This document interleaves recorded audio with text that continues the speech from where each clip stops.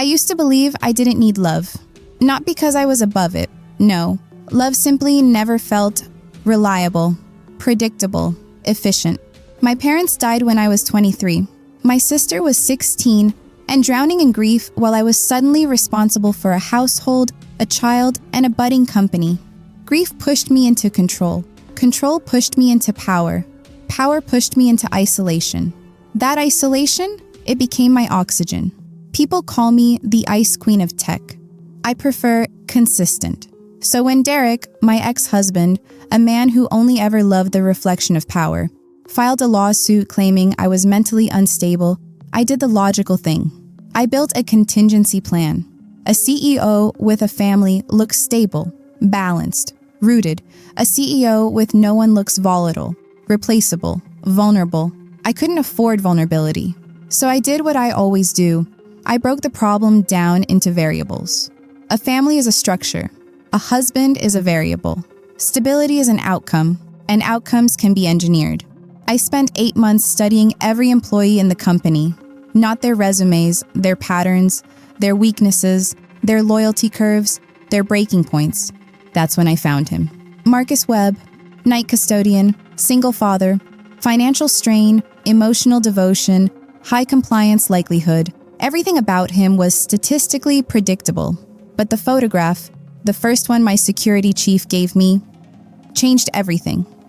Marcus walking his daughter to the bus stop, his hand on her tiny backpack strap. The way he bent down so she could whisper something only he could hear. There was a tenderness there, a gentleness I had never once been offered. I didn't know it then, but I think that's the moment I became dangerous. Because I didn't just want Marcus the variable. I wanted Marcus the possibility. So I built the perfect storm. Not maliciously, strategically, ruthlessly, yes. But survival requires ruthlessness. Jennifer, his ex-wife, was easy to incentivize. The babysitter was easy to schedule. The crisis needed pressure, not cruelty. And the night I caught him with Emma in my executive suite, I came to deliver an ultimatum. But the second I saw his daughter curled on the couch, wrapped in his jacket, something in me cracked. Not melted, cracked. I asked him one question. How much do you love your daughter? And when he said, she's everything, I knew I'd chosen correctly. He would protect family at any cost. And I needed someone who believed in family enough to fake one. I expected Marcus to treat our arrangement like a job. I didn't expect him to make it feel like a home. The first 3 days were all structure, scripts, rehearsals, backstory memorization, legal checks. He absorbed everything quickly, faster than projected. High cognitive adaptability, high emotional intuition. He was perfect. And then Emma saw her room in my penthouse. She walked inside slowly, like she feared touching. Anything would make it disappear. A canopy bed, new books, art supplies, a nightlight shaped like the moon. Is this really mine? She whispered. And without thinking, without planning, I said, for as long as you're here? The look she gave me. My chest felt too small for my own lungs. That night, I reviewed every surveillance note from the past months, every personality analysis, every predicted reaction curve. None of it accounted for how it felt when Emma hugged my waist, good night. None of it accounted for how Marcus looked at her with a kind of love that felt holy. None of it accounted for how deeply I wanted to be part of that. I told myself it was necessary for the plan. I told myself it was a performance. But my hands shook the night before the board meeting, and not because of fear, because I needed him to choose me. At the meeting, Derek tried everything. Timeline attacks, humiliation, attempts to deconstruct Marcus's credibility. But Marcus defended me with conviction I hadn't earned. He looked my ex-husband in the eyes and said, "We built something real." And for one suspended, disorienting second, I believed him. I'm not sure when the shift happened. The first week? The third? The moment he fixed the broken kitchen drawer with quiet determination? The evening he helped Emma build a vinegar volcano until she laughed so hard she hiccuped? Or maybe it was the night I found him asleep on the couch because Emma had a nightmare and refused to sleep unless he stayed nearby. I watched them from the hallway, Marcus's hand resting protectively on her back, her tiny fingers gripping his shirt. Something inside me softened and terrified me because I'd built this life like a simulation. And suddenly, I wanted it to be real. One night, I told him the truth, not about the plan, but about the feeling. I want this to be real. I had never said that sentence to anyone, not even Derek. Marcus pulled me close, warm and steady and so disarmingly gentle. Then let's make the next 3 weeks real, he whispered, and I believed him again. God help me, I believed him again. That night, when I whispered, I love you, it wasn't strategy. It wasn't rehearsal. It was need. He said it back, and my heart, this organ I had ignored for years, finally woke up. For a moment, I let myself imagine a future that wasn't engineered, a future that simply existed. But love built on lies has an expiration date, and I knew eventually the truth would surface. I just didn't expect it to be that day, or that violently. Because when Marcus walked into the living room holding the contingency folder, the one I had buried in the back of my office drawer, I felt the world tilt. A simulation ending, a fantasy collapsing, a man I loved finally seeing the monster behind the performance, and everything I had built started to tear. This is where my control ends. This is where the breakdown begins. I knew the second Marcus stepped into the living room. Not because of the folder in his hand, though that alone would have been enough to stop my heart, but because of his face. It wasn't anger. It wasn't betrayal. It was recognition. The kind a person has when the illusion finally dissolves and every shadow suddenly resolves into the monster you always suspected was there. Rachel, he said, voice flat, how long were you planning this? There are moments in life when your mind fractures, not visibly, not dramatically, but in quiet fault lines beneath the surface. I felt the fracture run through me then. I can explain, I whispered. But truthfully, I didn't know where to begin. Did I start with Derek's lawsuit? My childhood? Fear? Obsession? Loneliness? The fantasy I'd built brick by brick because I didn't know how to build something real? He lifted the first page of the dossier. The photo of him and Emma at the bus stop. 8 months, he said. You've been watching me for 8 months. Not watching, planning. That's supposed to make it better? His voice cut sharp enough to bleed. He flipped to the contract with Jennifer. $25,000 for my ex-wife to file for full custody. To push me into a corner. To make me desperate enough to say yes. I felt the world tilt beneath me. The room seemed too bright, too loud, too sharp. I had to create pressure or you wouldn't what? His voice cracked. Wouldn't agree to become your husband, your prop, your emotional support animal, your contingency plan? I had nothing. No justification that didn't sound monstrous. My mouth opened and closed soundlessly. He lifted the profiler's notes. Exploit the daughter as primary leverage point. His voice broke on the last word. Marcus, please. You used Emma. You used my daughter. I never hurt her. You built a life around her suffering. That's the moment my internal narrative collapsed. Because up until that second, I still believed I could control this, explain it, reason through it, manage the fallout like I manage everything else. But there is no controlling someone's heartbreak. No script, no strategy, no win condition. Marcus looked at me like he couldn't recognize the woman he'd kissed the night before. I don't even know who you are, he whispered. And the truth, the most brutal truth, was that I didn't know either. I stepped toward him. He stepped back. The space between us felt catastrophic. Let me explain, I begged. You don't get to explain, he said. You get to live with what you did. And then he walked out. Not dramatically, not angrily, just walked out. Like everything we'd built was nothing more than a room he could exit. He took Emma with him. And I stood in my own penthouse, realizing for the first Time that control is a myth, an illusion I'd built to survive a childhood of abandonment and chaos. But you can't engineer love, and you can't manipulate someone into staying once they see the strings. The next morning, the $150,000 transferred. It felt like blood money even to me. I sent no message. I didn't deserve to. I sat in that penthouse for 24 hours straight, not moving, not thinking, just replaying every moment of the past 6 weeks and wondering where the line had been. Where strategy had become obsession. Where loneliness had become entitlement. Where love had become possession. I had built a fantasy to save myself. And in the process, I destroyed the only real thing I'd ever had.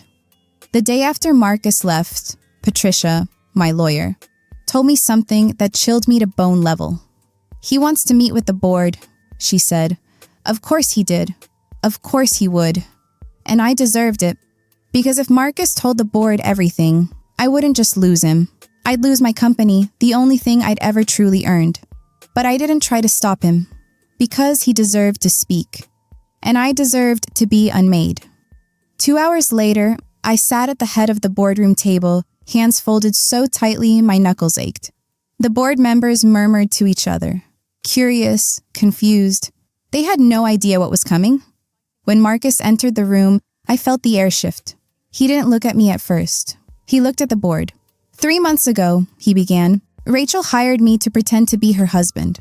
The room erupted, but he held up a hand, steady, calm, devastating. And that's not even the worst part. He distributed copies of the folder I should have burned. The folder that contained every cruel brilliance I'd executed. Barbara's lips curled. Thomas removed his glasses. Margaret whispered, "Oh my God." I stared straight ahead, not defending myself, not flinching. Marcus continued, "She didn't just hire me. She created the conditions that forced me to accept. She paid my ex-wife to threaten my custody. She arranged events to corner me. She profiled me, controlled me, used my daughter as leverage." I expected hatred in his voice, but what I heard instead was something far worse. Grief. He turned to me then, finally, fully. "Rachel," he said softly, almost tenderly, "you could have had all of this. You could have had us, if you had just asked." Something inside me shattered so quietly, I almost missed the sound. He kept going. Not to punish me, but to illuminate me. "You don't know how to trust. You don't know how to let yourself be chosen. So you engineered a life instead of letting one happen." He stepped closer to the table. "I still love you. That's the worst part. I love you, and I can't stay with you. Because love built on lies isn't love, it's captivity." The room held its breath. I think I did too. Then he delivered the killing blow, not out of cruelty, but out of truth. "You don't know how to love without controlling. And until you learn how, you will destroy everyone who tries to love you." I didn't cry. I didn't flinch. But something in me broke cleanly down the middle. He left the boardroom the same way he left my life. Quietly, decisively, with Emma's little hand in his. And I watched him go, knowing I'd never get either of them back. The board voted to retain me, which somehow made it worse, because losing my company would have been a consequence. Keeping it was a sentence. That night, for the first time in years, I walked out of my penthouse and down the lakeshore alone. No driver, no assistant, no structured plan, and I cried. Not the composed, silent tears of a CEO under stress, but the ugly, shaking, uncontrolled sobs of a woman who had everything except the ability to accept love honestly. In the following days, weeks, months, I started therapy. Real therapy, no performance, no strategy, just truth. And truth is an unforgiving mirror. My therapist told me, "You engineered your relationships because you were afraid they wouldn't stay if they chose you freely." She was right. I wasn't afraid of losing control. I was afraid of being unlovable. And Marcus, he saw me. The real me. And for a brief, impossible moment, he loved me anyway. That's what destroyed me. Not his leaving, his loving. Because I realized I could have had it. I could have had everything. If I had simply asked, if I had simply trusted, if I had simply allowed something real to form instead of building a synthetic version of it. But instead, I chose the safety of control over the risk of vulnerability. And I lost the only thing in my life that ever felt like home. People talk about consequences like they're loud, sirens, scandals, collapses. But mine were quiet. A toothbrush left behind in my bathroom. A child's laughter no longer echoing down my hallway. 2 mugs instead of 3 on the kitchen counter. And silence. God, the silence. Every morning, I still turned toward the bedroom door expecting Emma to run in with her wild curls and her Miss Rachel. Guess what? Every night, I still reached for a hand that wasn't mine to hold. Grief is not dramatic. Grief is domestic.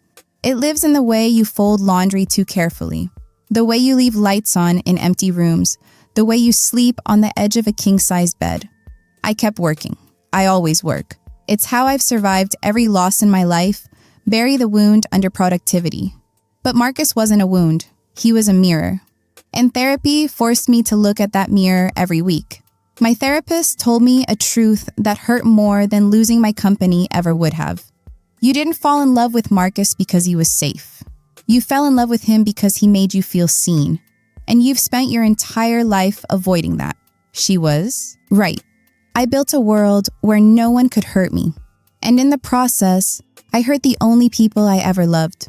Months passed. His name stayed on my phone. I never called. I wrote letters. I never sent them. And then one morning, 6 months after he left, I walked through Millennium Park, trying to pretend the city wasn't haunted with memories of him. And I saw him. Marcus. Jeans. Jacket. A conference bag slung over his shoulder. Older somehow, sadder somehow, beautiful. Still, I didn't expect him to speak to me. I had forfeited that right a long time ago. But he said my name, Rachel. And the way he said it, soft, careful, like holding a bruise, I nearly broke right there. He sat beside me on the bench, carefully, like he was sitting next to a dangerous animal, trying not to provoke it. I told him I was in therapy. I told him I was trying. I told him the truth I could never say before. I don't know how to love people without trying to control the outcome. He didn't argue. He didn't comfort. He simply said, "That's good." Like it mattered. Like I mattered. I didn't ask him to come back. I didn't beg or plead or negotiate. For the first time in my life, I let go of something I wanted. Because loving someone the wrong way is not love. It's hunger. And I was finally learning the difference. Before he stood to leave, he asked, "Do you think you'll ever trust someone enough not to build a blueprint for them?" I took a long breath. "I hope so," I said, "but I don't deserve you while I'm learning." He nodded. And that was our goodbye. Not spoken, not agreed upon, just understood. He left for the airport. I stayed on the bench, feeling the first flicker of something unfamiliar. Not hope. Humility. Because for the first time in my life, I wasn't asking the world to bend to me. I was learning how to bend to it. I still think about him. Every day, every night. But instead of imagining ways to get him back, I imagine ways to be better than the woman who lost him. Time softens things. Not the regret, that stays sharp. But the grief becomes a companion. A reminder of what I could have had if I'd chosen honesty instead of strategy. Some people romanticize love. I weaponized it. And that's how I lost the only family I ever wanted. So now, when I think of Marcus and Emma, I don't imagine them returning. I imagine them safe, laughing, whole without me. And in a way I never thought possible. That is enough. Because the truth is simple, brutal, and final. I loved them. But I didn't know how to love them without owning them. And love that requires ownership isn't love. It's fear wearing a beautiful mask. I'm learning to take off the mask, slowly, painfully, honestly. And maybe someday, my story won't be a cautionary tale. But today it is exactly that. A reminder that control will keep you safe, but it will never keep you loved. 1. You can't manufacture someone's choice and call it love. If you need control to feel secure, you're not building a relationship. You're building a prison. 2. Pressure creates compliance, not connection. I confused fear with devotion, strategy with intimacy. That confusion cost me everything. 3. Trauma explains behavior, but it doesn't justify it. My childhood taught me to survive. It didn't teach me how to care for the hearts I touched. 4. If you can only be loved when you're controlling the narrative, you'll never believe you're loved at all. Real love requires vulnerability, the one thing I refuse to give. 5. Losing Marcus wasn't the punishment. Loving him was the privilege. Losing him was the consequence of loving him wrong.